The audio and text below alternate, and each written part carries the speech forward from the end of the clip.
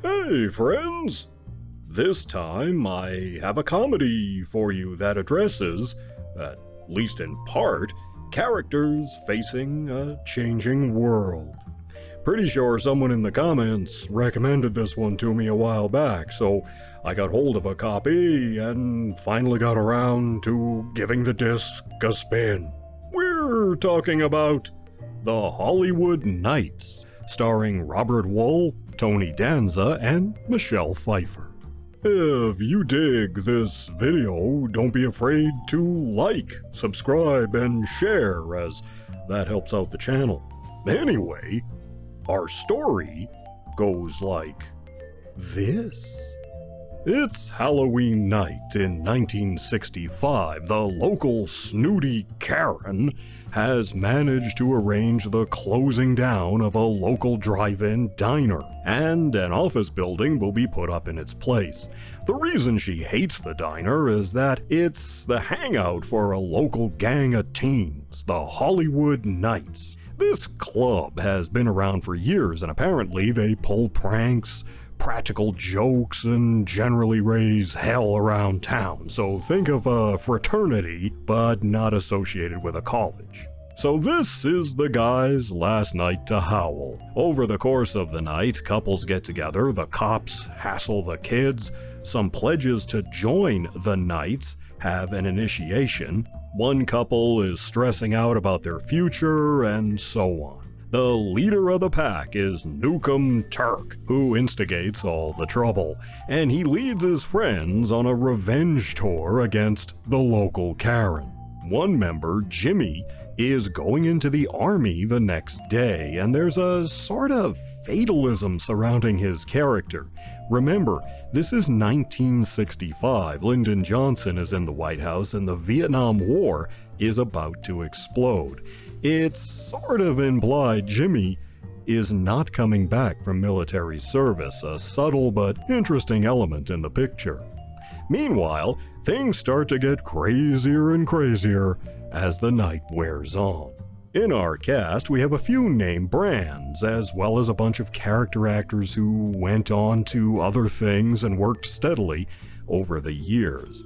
Tony Danza is here in his theatrical debut. He's arguably the star, as he was appearing in Taxi at the time. Michelle Pfeiffer plays his chick. This was also her theatrical debut. Her character is going to have a screen test the next morning, right? And Danza is not impressed. His character sarcastically says, "Oh, yeah, you're gonna be a big star."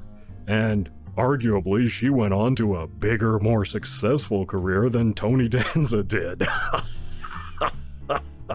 So that scene's worth a chuckle in hindsight. And also in his theatrical debut, we have Robert Wuhl, who's more of the star here than Danza, given that he gets the most screen time. Now, most of us know him best from his TV show Arliss, or his turn as the annoying reporter Alexander Knox in Tim Burton's 1989 movie, Batman. And the thing is, anything I've ever seen him in, he's basically playing Knox. Different characters, yeah, but he pretty much just plays the same guy, and yup, he's the same here in Hollywood Knights. Loud, obnoxious, fast-talking patter, you know. Gary Graham plays Jimmy. If he looks familiar, it's because he's done a lot of work. We last saw him in Robot Jox, which I reviewed elsewhere on the channel. He was in Jag, Mantis, Alien Nation, and he was also the Vulcan ambassador Soval on Star Trek Enterprise. Gaylord Sartain plays the hapless cop, Bimbo. He was on Hee Haw and appeared in a lot of movies over the years, as well as the Ernest TV series. And we also have Fran Drescher as Knox's girlfriend. No doubt you'll spot a few other familiar faces in here. This was a movie about changing times, the innocent days of high school and first crushes is ending. The world of college, military service, and adulthood is beginning. The landscape is changing as the diner is going to be bulldozed. People, music, and everything else will change.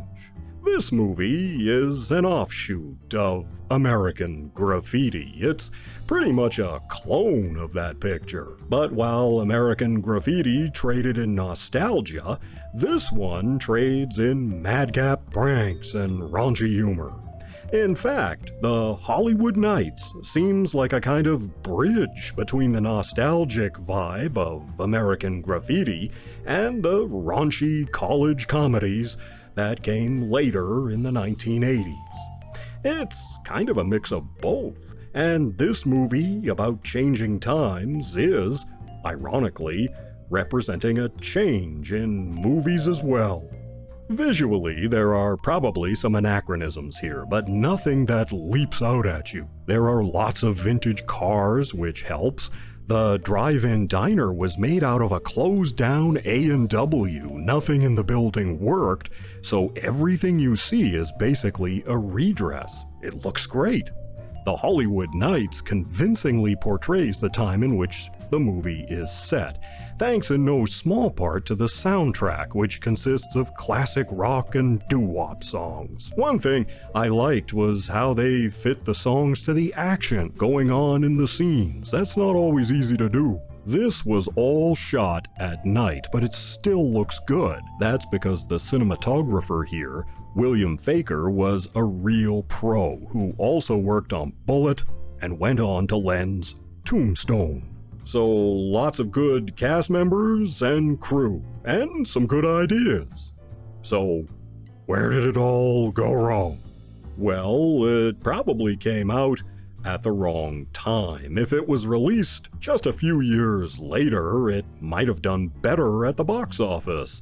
The movie itself isn't bad, really, but it glosses over the nostalgia element and leans more into the raunchy comedy. So it may just have been an uneasy alliance there for the time.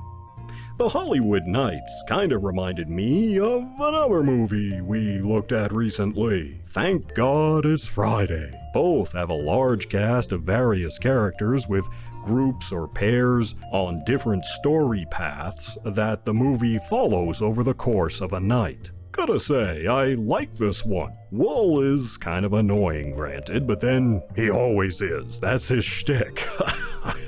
But there is some fun stuff, and I really liked some of the character arcs. It's not essential viewing, maybe, but it has its place, and it's well worth a watch. So I'm giving The Hollywood Nights 2.5 paws. You take care of yourselves, and I'll see you in the next one.